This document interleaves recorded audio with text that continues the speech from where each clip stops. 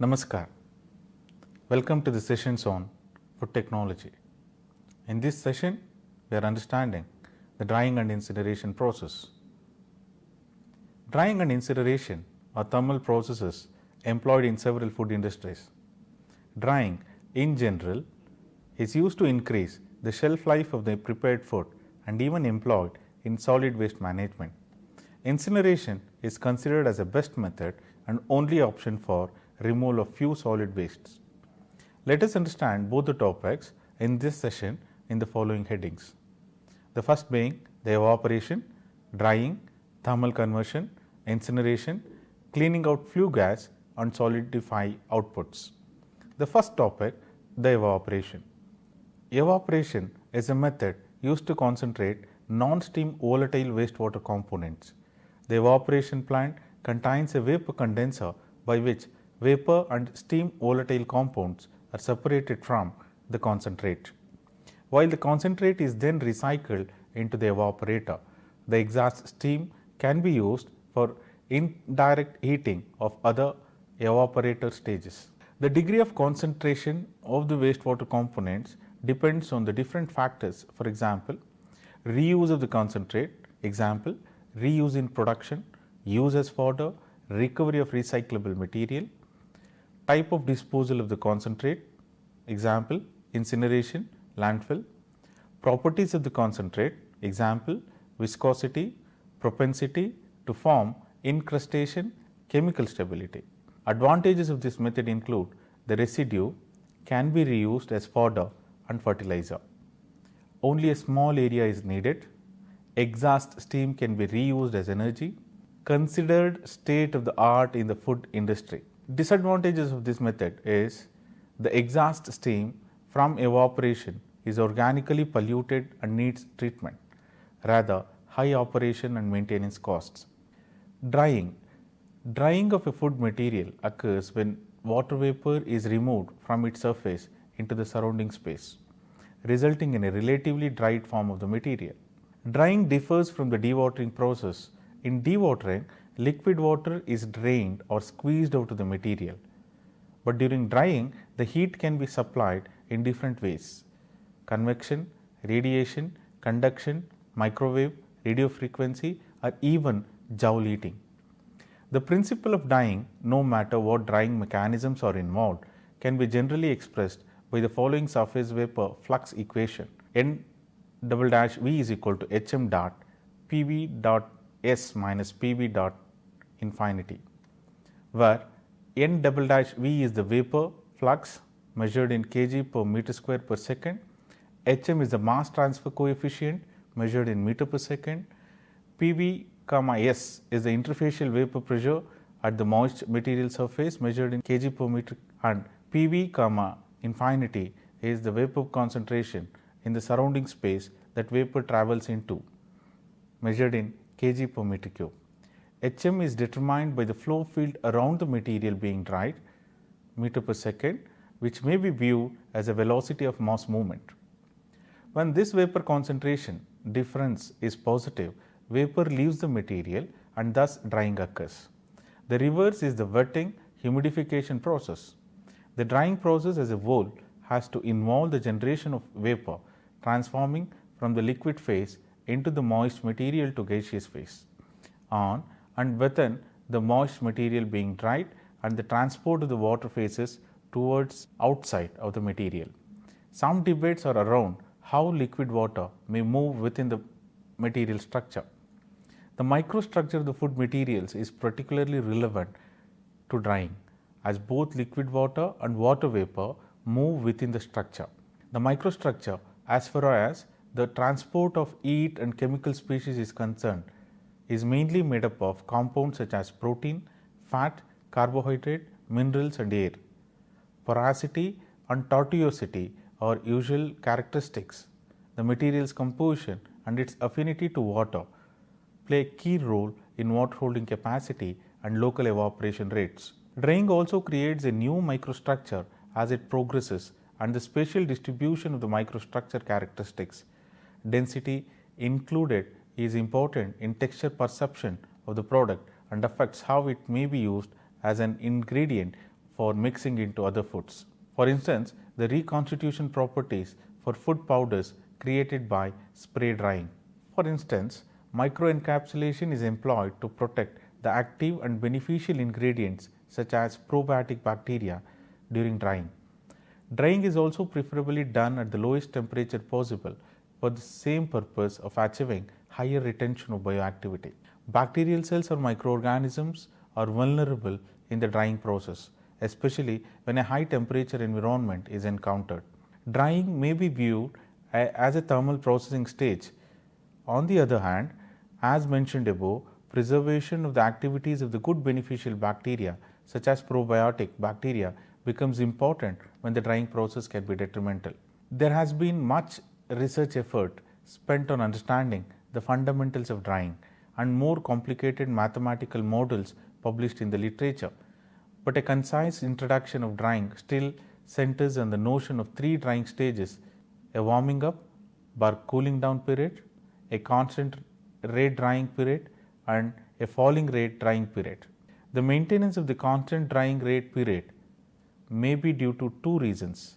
One is the increasing temperature at the air product interface, that is, increasing the interfacial vapor concentration even though the relative humidity might have gone below unity. The other is due to the material's surface nature, where relative humidity can be kept constant for quite a long time. There have been a large number of studies published in the past 2 decades on the drying of food and biological materials. In particular, the Page model appears to be the one that is the most successful in describing the weight loss versus time data obtained in a constant environment for drying. Let us understand what is thermal conversion. The thermal conversion of solid waste includes transformation of wastes into gaseous, liquid and solid conversion products. The process also generates energy due to burning of waste materials. Thermal processing also results in waste volume reduction. Combustion or incineration, pyrolysis and gasification techniques are the techniques employed for thermal conversion. A waste treatment technology which includes the combustion of waste for the recovering energy is called as incineration. Incineration coupled with high temperature waste treatments are recognized as thermal treatments. During the process of incineration, the waste material that is treated is converted into gases, particles and heat. These products are later used for generation of electricity. The gases, flue gases are the first treated for eradication of pollutants before going into atmosphere. Thermal treatment. In spite of the wide range of approaches to waste treatment in food sector, in some cases thermal treatment is the most effective or the only one applicable.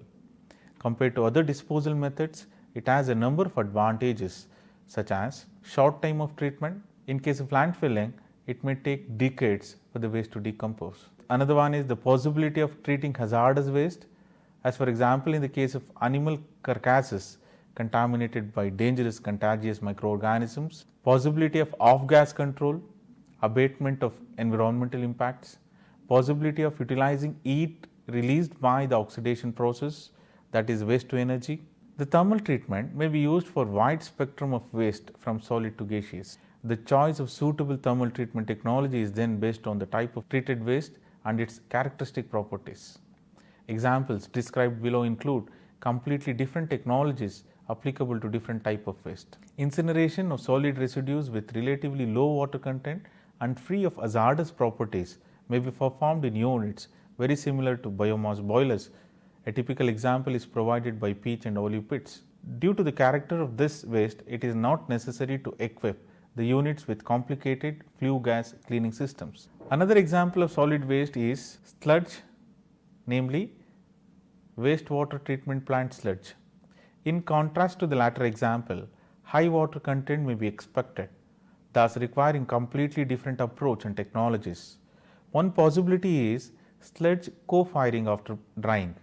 One suitable process is cement and burned lime production, where an alternate fuel can be fed using a special feeder directly into rotary kiln.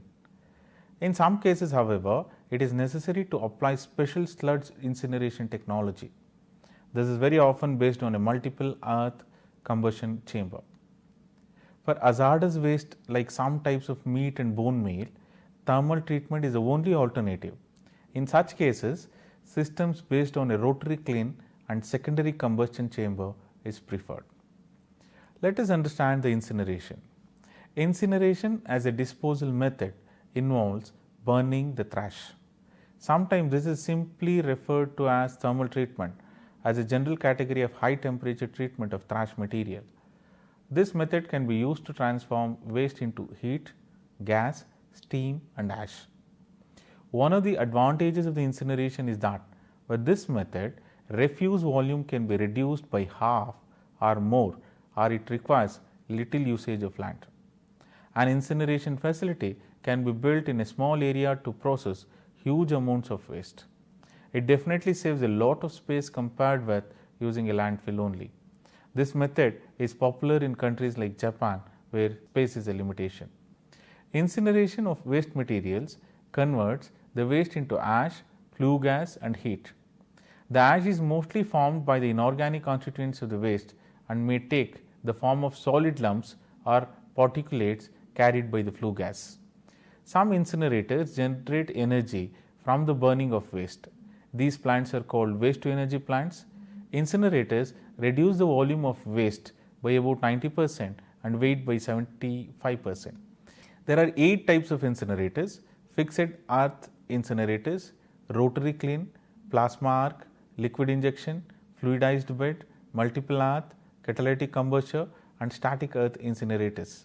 In 1885, the US Army created the first garbage incinerator in the New York Harbor. Let us understand these types of incinerators. Let us understand the first one, rotary kiln. The rotary kiln earth system has been used for several hundred years in the pyroprocessing industry. The rotary kiln concept accomplishes 2 objectives simultaneously: moving solids into and out of a high temperature combustion zone and mixing and stoking the solids during combustion. In its classical embodiment, a kiln is comprised of a steel cylindrical shell lined with abrasion resistant refractory to prevent overheating of the metal. A kiln is generally inclined slightly toward the discharge end, and the movement of the solids being processed is controlled by the speed of the rotation. In some instances, special provisions have been made for air cooling or water cooling the kiln shell, thus eliminating the use of refractory. For example, a steel kiln cooled with external water sprays known as the Lanz converter was developed by pyrolysis application in the mid 1960s. In the later 1970s, a new kiln technology emerged involving a water-cooled kiln cylinder fabricated of steel boiler tubes welded together and manifolded for the introduction of feed water and withdrawal of steam. The other one is the plasma gasification. Plasma gasification is another form of waste management. Plasma is primarily an electrically charged or a highly ionized gas. Lighting is one type of plasma which produces temperatures that exceeds 12,600 degree Fahrenheit. With this method of waste disposal, a vessel uses characteristic plasma torches operating at plus 10,000 degree Fahrenheit, which is creating a gasification zone till 3,000 degree Fahrenheit for the conversion of solid or liquid wastes into a syngas. During the treatment solid waste by plasma gasification, the waste molecular bonds are broken down as a result of the intense heat in the vessels and the elemental components. Thanks to this process, destruction of waste and dangerous materials is found. This form of waste disposal provides renewable energy and an assortment of other fantastic benefits. Plasma or incinerators ionize inert gases via an electric arc between 2 electrodes. This plasma creates an extraordinary amount of heat ranging from 3000 to 7000 degrees Celsius. The extreme heat can easily break down organic compounds into their basic atoms, which later recombine to form gases such as carbon dioxide. Inorganic material is left as a stable, leach resistant slag. concerns surrounding plasma are incineration, including ensuring that gas emissions are minimal and clean before being released to the atmosphere. The another type is the fluid bed systems. The fluid bed system incineration systems relative to bubbling fluid bed applications in burning biological wastewater sludge and circulating fluid bed applications in burning hazardous wastes are widely employed.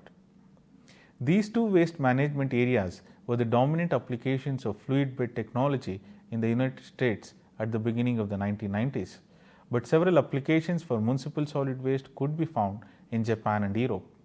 In order to provide a feed bed with relatively homogeneous composition and size, almost all solid waste fired in bubbling fluid bed or circulating fluid bed units are pre-processed or at least made somewhat more homogeneous through waste separation at the point of generation.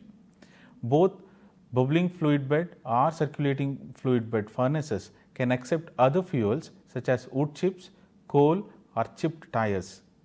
By acquiring these relatively clean alternate energy sources when the prices are favorable, energy revenues can sometimes be increased significantly with little increase in maintenance and operating cost. The other type is the stationary hearth system. Those incinerator furnace systems that operate without grates include the stationary hearth, rotary hearth and rotary kiln. The stationary hearth is usually a refractory floor to the furnace, which may have openings for the admission of air under slight pressure below the burning material on the earth, in the manner of the blacksmith's forge. In the absence of under fire air ports, air is admitted along the sides or from the top of the furnace, and combustion proceeds in the same surface burning manner as in the bonfire, but with improved condition due to the re-radiation of the heat from the surrounding furnace walls and roof. Unless the refuse being processed provides a porous burning mass, it is necessary to provide manual stocking with slice bars to stir the mass of refuse in order to achieve a reasonable burning rate and degree of burnout. Stationary hearth furnaces are used for most commercial and smaller industrial incinerators. They are also used almost exclusively in crematories and for hospital wastes. For the latter applications, auxiliary gas or oil burners are used to maintain the furnace temperature in the range of 650 degree to 900 degree centigrade in the presence of adequate quantities of oxygen from air, well dispersed throughout the gas. In burning such high moisture waste, primary chamber burners are needed to ensure complete oxidation of combustible solids and vapors for the elimination of smoke and odors.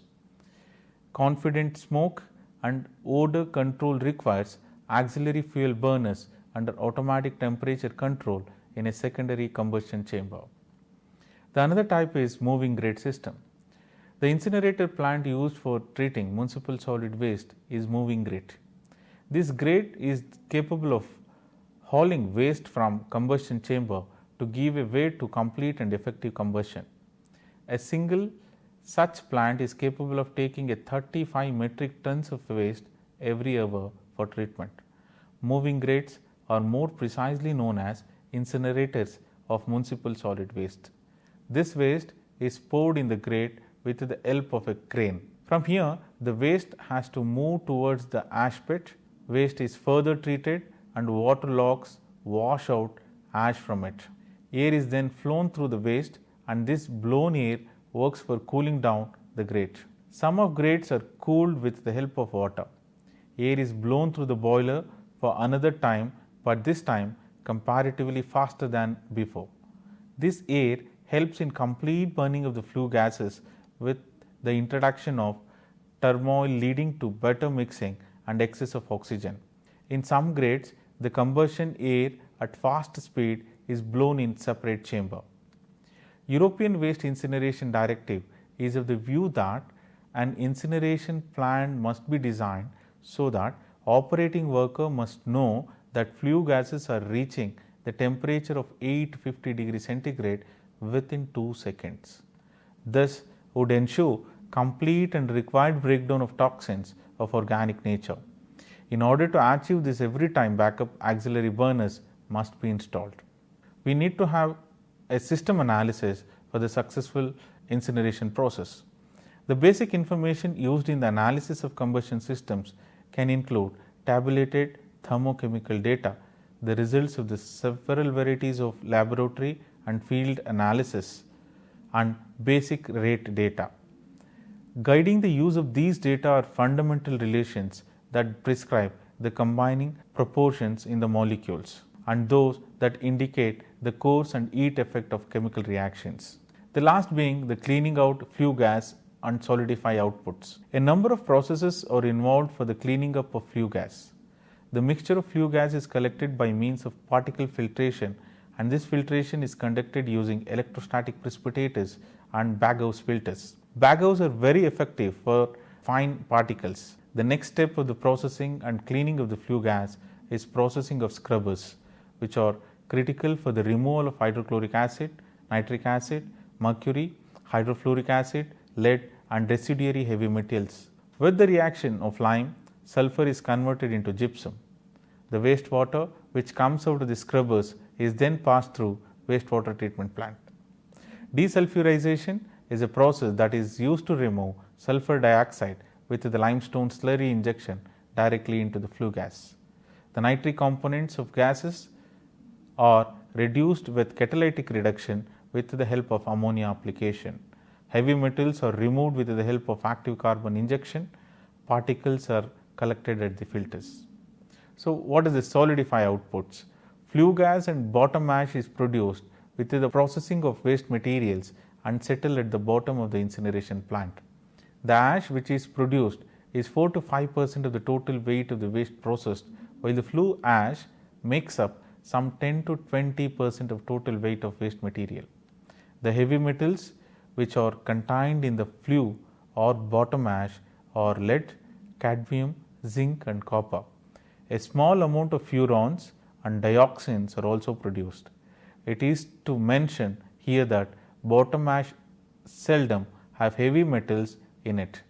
Flue ash is hazardous, while bottom ash is not that dangerous or injurious to health. In conclusion, the incineration is considered to be the best method of waste management over landfill, provided it helps in recovery of energy from the solid waste. Even though landfill is most commonly practiced form of waste management, its contribution to the pollution of groundwater and air through leachates and even huge requirements of land has made incineration most suitable for management of selected solid wastes. Thank you.